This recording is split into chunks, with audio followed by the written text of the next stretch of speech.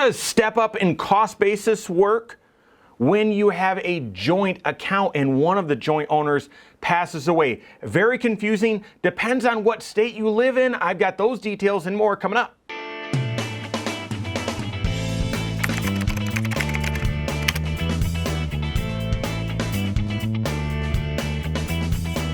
My name's Mike Bernard. I'm the host of the Wise Money Show. I'm also one of the certified financial planners right here at Korhorn Financial Group.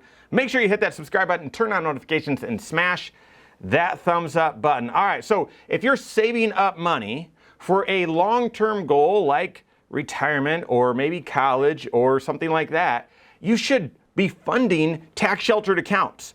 Because as you save up into them, there's this little agreement that you make. There are rules that say, well, if you don't touch this until you're 59 and a half or until you have a qualified educational expense, then you'll get some tax benefits for doing so, for saving in these accounts. And if you save pre-tax, then you get a tax deduction today. And if you save after tax or Roth, then you don't get a tax benefit today, but those dollars grow and can be withdrawn tax-free. So if you've got a defined purpose for these dollars, for the dollars that you're saving up, use a tax shelter, exhaust those tax shelters, because that will be a more efficient way for you to save up. It'll keep Uncle Sam's greedy hands out of your pocket as long as possible. Now, if you're saving up money above and beyond that, or for a different reason that maybe there aren't, like fair rules to follow. So for example, hey, this might be for, retirement, but it also might be used to just, a side investment and then I'll withdraw it and give it to the kids or something like that.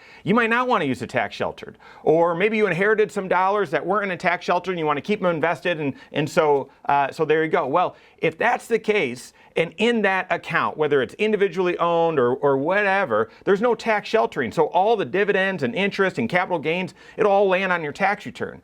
So if you have an account, just you individually, okay, a brokerage account is what they call it, and you own it individually, if you bought a stock down here for $10 and it grew to $50 and you sold it, you're gonna have to report that as a capital gain, okay? But what happens if you pass away where you bought it for 10 and you pass away and the value's at 50? Well, whoever inherits it, they don't have to pay tax on this difference. They get a step up in cost basis, meaning that the value that they will then have to reset and pay taxes based off of is the value as of the date of your death. Okay, so if they, it was worth 50 when you passed away and they decide to sell it when it's worth 55, they only have to pay tax on that $5 difference. So that's step up in cost basis. Wildly beneficial. Again, not quite as beneficial as using, a full tax shelter strategy. So work with your CFP on that. But $4 where it makes sense to not have them in a tax shelter is a huge benefit. So then here's the question. For many of us, it doesn't make sense to own that account individually. We should have it owned jointly. So how does it work? How's that step up in cost basis work if we own an account jointly and just one of the joint owners passes away? Well, the answer might surprise you. It's going to depend on the state you live in. That's right. States have different laws.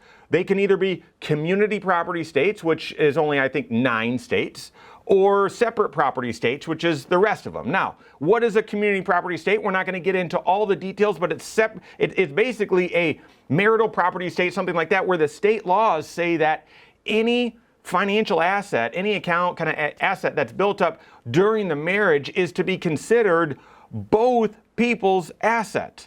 So I would think, well, in a joint account, well, I own half and you own half, right? And that's how the separate property states consider it. I own half, you own half. That's why we own it jointly, okay? I own half, you can't own that same half. It's only one owner, right? So we each own 50%. Well, in a community property state, it sort of defies logic. We're both owners, and so we both own the entire thing in a community property state. And so that is going to influence how this works. All right, so which are these community property states? Arizona, California, Idaho, Louisiana, New Mexico, Nevada, Texas, Washington, Wisconsin. There you go. So let's first start with how this works for separate property states or non-community property states, because that's the vast majority of us. Then I'll explain the difference with community property states. Let's go back to that same example where you have a joint account, okay? You and your spouse, you bought a stock at 10 okay, you put $10,000 in, let's say that, $10,000 in, and now it's worth $50,000, okay? And let's say your spouse passes away, the other joint owner passes away. Well, you each, because it's separate property, even though you own it jointly, you're each considered to own 50% of the account. So even though you put 10 grand in, it's considered that you put 5 grand in and your spouse put 5 grand in, okay? And then the growth of $40,000, half of it gets a step up. So $20,000 is stepped up. So your new basis would be your $5,000 basis and your spouse's $5,000 basis, and $20,000 of your spouse's, who's deceased now, step up. So your new basis, instead of being, $10,000, it would be $30,000, okay? So you'd receive a half step up in basis with joint accounts. Now, even though I think logically we would look and say, well, on a joint account, it's logical, like we can't both have full ownership of the same thing, so it's 50-50, these rules are confusing when actually applied. And so in a separate property state, which is the majority, an asset that you own jointly with with someone else gets a half step up when they pass away. Now, lots of planning implications with this. And once again, well, should that be where you are saving dollars up? Should you own an account individually or jointly? Depends on your health and overall estate plan and so on. So work with your certified financial planner, aware of these rules, whether there's an adjustment that you can make. Now let's talk about community property states. Now this one might feel more logical even though it's weird. And it's weird because both people are assumed to own the entire account completely, even though it's owned by both of them. So if I own something, you can't also own it, right? But in community property states, that's how it's considered. And so let's go back to this example. You and say your spouse put in $10,000, invested $10,000 into a stock. It grew to be worth $50,000 by the time your spouse passed away.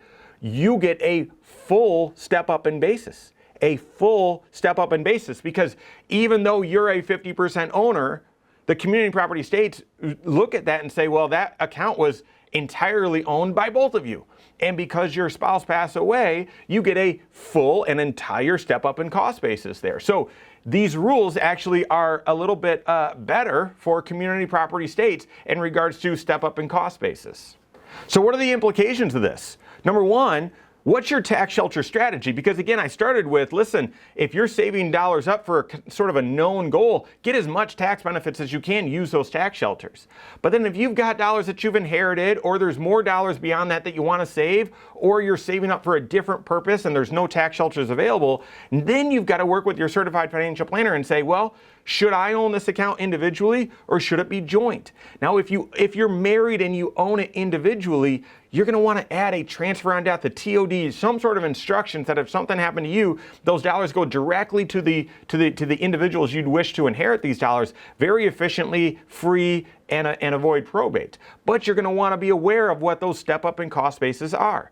The second application is there can also be a step down in cost basis, and that is that would be missing out on a potential tax strategy to get some deduction on the capital loss that the owner had during their life. So lots of financial planning implications with this. This is why I'm going to tell you every single video, you need to be working with a certified financial planner that's doing comprehensive financial planning, okay? Not just someone that wants to talk to you about mutual funds, or maybe just someone that's going to prepare your taxes. You need these multiple professionals working together, and that CFP, their job is to look at how all areas of your financial life intersect and work together so that you can make great decisions. That's the perspective to see, well, what's your tax shelter strategy? Should you own any other accounts jointly or individually? And as life evolves, how should your plan evolve as well? So work with your CFP on that. If you don't have a CFP on your team, you can contact one on my team. Find us online, Korhorn.com.